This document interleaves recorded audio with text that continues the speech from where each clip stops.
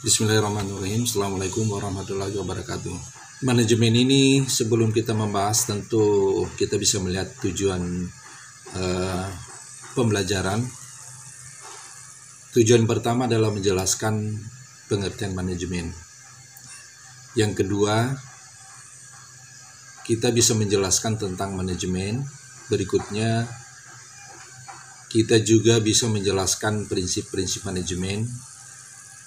Berikutnya adalah kita bisa mendeskripsikan fungsi-fungsi manajemen, dan berikutnya lagi adalah menjelaskan teori-teori tentang manajemen. Dan yang terakhir, satu dari terakhir adalah mengidentifikasi bidang-bidang manajemen, dan terakhir adalah penerapan fungsi manajemen dalam kegiatan sekolah, khususnya di organisasi sekolah organisasi siswa intrasekolah. Tentu juga di materi ini kita menemukan beberapa kata kunci yang untuk menajamkan ingatan kita tentang manajemen ini.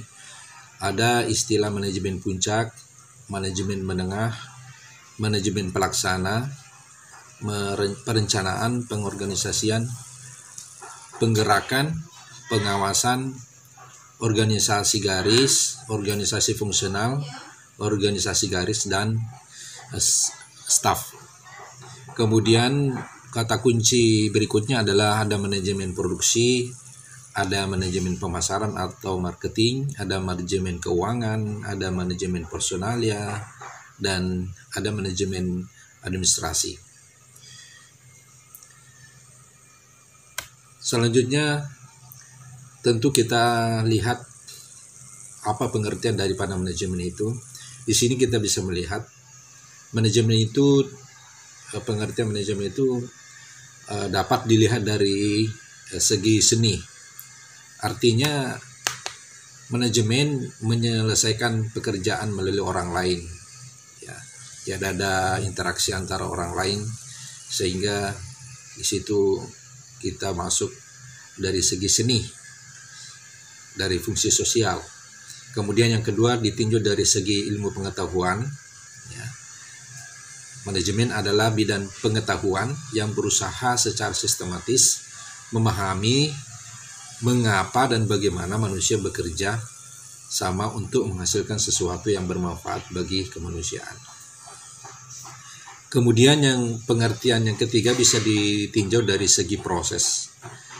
Manajemen ini adalah merupakan proses perencanaan, pengorganisasian, kepemimpinan, dan pengawasan, pengawasan kegiatan anggota serta tujuan penggunaan organisasi yang sudah ditentukan. Kemudian yang bagian berikutnya adalah kita juga harus mengetahui tentang jenjang manajemen. Jenjang manajemen ada, kita kenal manajemen puncak atau istilahnya adalah top manajemen.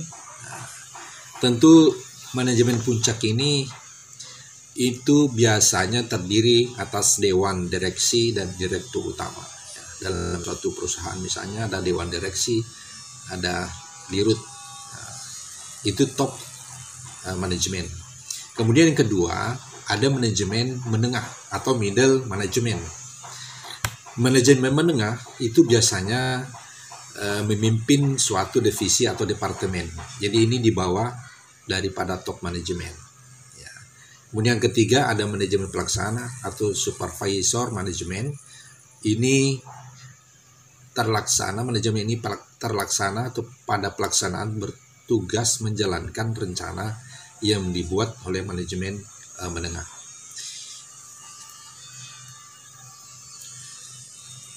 Kemudian dari kita tadi mengenal jenjang manajemen, tentu yang ketiga adalah prinsip dan unsur manajemen.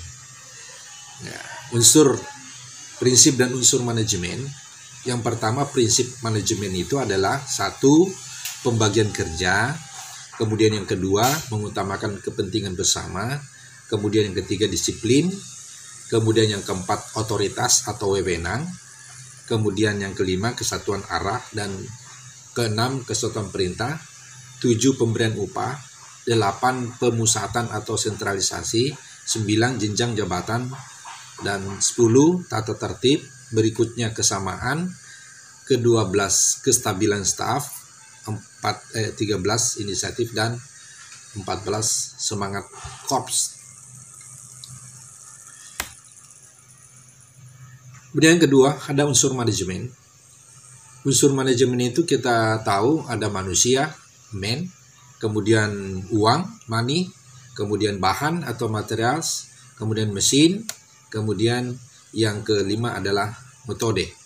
Ini adalah unsur manajemen. Lalu kemudian yang keempat adalah fungsi-fungsi manajemen, ya. Seperti yang lalu kita sudah sampaikan tentang fungsi-fungsi manajemen, ada dari Josh Terry, ada dari para ahli yang lain, ya. Ini secara umum mungkin fungsi-fungsi manajemen itu yang pertama adalah perencanaan atau planning. Perencanaan itu adalah satu proses dasar manajemen untuk menuju tujuan atau menentukan tujuan dan langkah-langkah yang harus dilakukan agar tujuan dapat tercapai. Kemudian yang kedua adalah pengorganisasian atau organizing. Pengorganisasian ini adalah bentuk keseluruhan proses pengelompokan orang, alat-alat, tugas dan tanggung jawab dan wewenang sehingga tercipta suatu kesatuan yang dapat digerakkan untuk mencapai tujuan yang telah ditetapkan. Kemudian yang ketiga adalah pelaksanaan atau executing, ya. Pelaksanaan atau executing ini adalah suatu fungsi manajemen untuk bagaimana menggerakkan orang-orang sehingga bisa bekerja sesuai dengan tujuan yang telah ditetapkan tadi, ya. Kemudian yang keempat adalah pengawasan atau controlling. Pengawasan ini tentu ini adalah bentuk tindakan meneliti apakah segala sesuatu yang telah tercapai atau berjalan sesuatu sesuai dengan rencana yang telah ditetapkan dalam tahap pertama tadi tentang planning. Ada 4 langkah tentang fungsi-fungsi manajemen ini yang biasa kita singkat menjadi POAC, planning, organizing, executing, dan controlling. Kemudian kita masuk pada teori-teori manajemen. Untuk mendalami tentang teori manajemen ada yang kita kenal dengan aliran klasik. Aliran klasik ini mendefinisikan bagaimana manajemen itu sesuai dengan fungsi-fungsi manajemen. Yang kedua adalah manajemen aliran perilaku. Aliran ini adalah memusatkan kajiannya pada aspek manusia dan perlunya manajemen memahami manusia. Yang ketiga adalah ada aliran manajemen ilmiah. Ini manajemen ilmiah adalah sifatnya mengaplikasikan ilmu matematika dan statistika untuk mengembangkan teori-teori manajemen itu. Kemudian yang keempat ada aliran analisis sistem. Ini adalah bagaimana konsentrasinya pada pemikiran pada masalah yang berhubungan dengan bidang lain dalam mengembangkan teorinya. Yang kelima adalah aliran klasik. Mendefinisikan manajemen sesuai dengan fungsi-fungsi manajemen, ya. Jadi aliran klasik itu adalah mendefinisikan manajemen sesuai dengan fungsi-fungsi manajemen tadi. Yang keenam adalah aliran perilaku. Ini kita bisa lihat pada kajian-kajian pada aspek manusia dan perlunya manajemen itu memahami manusia. Sekarang kita masuk pada bidang-bidang manajemen. Untuk tahu pada bidang-bidang manajemen, tentu yang pertama ada kita kenal manajemen produksi. Manajemen produksi ini adalah fungsinya mengelola kegiatan produksi dengan baik agar menghasilkan produk yang bermutu. Itu manajemen produksi. Kemudian kedua ada manajemen pemasaran. Ini kita biasa kenal dengan marketing, ya, manajemen marketing.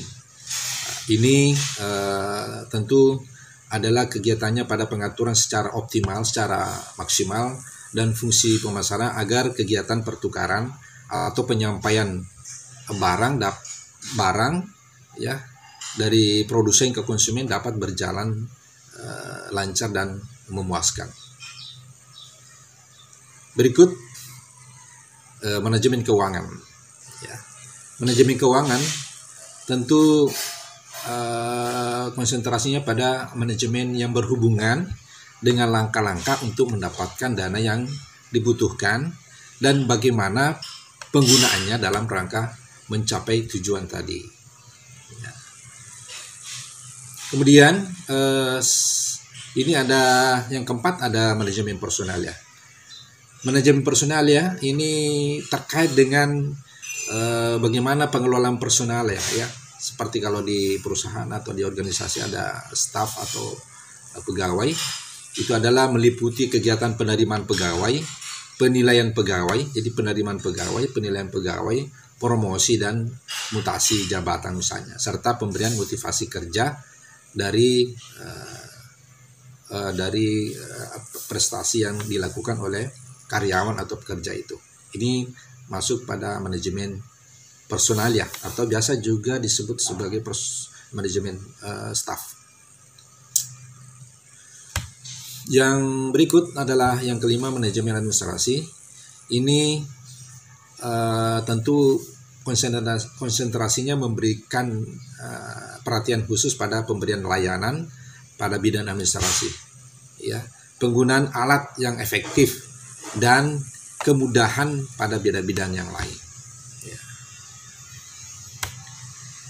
Yang berikut, ya, setelah kita mengetahui tadi teori tentang manajemen, sekarang kita mau melihat atau penerapan fungsi manajemen dalam kegiatan sekolah di bidang kegiatan organisasi siswa intrasekolah. Misalnya di sekolah kita SMA 7 Wajo ada organisasi OSIS dan organisasi di bawah naungan OSIS.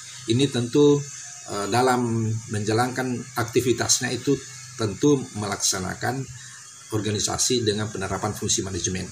Ini yang perlu kita tahu sebagai siswa. Ya. Dalam kegiatan OSIS misalnya, tentu fungsi manajemen dapat diterapkan pada misalnya perencanaan, pada hal perencanaan, perorganisasian, pelaksanaan dan pengawasan kegiatan kesiswaan. Kalau ini kita lakukan, kita terapkan dalam setiap organisasi, pasti organisasi itu berjalan dengan baik, ya. Tentu berjalan dengan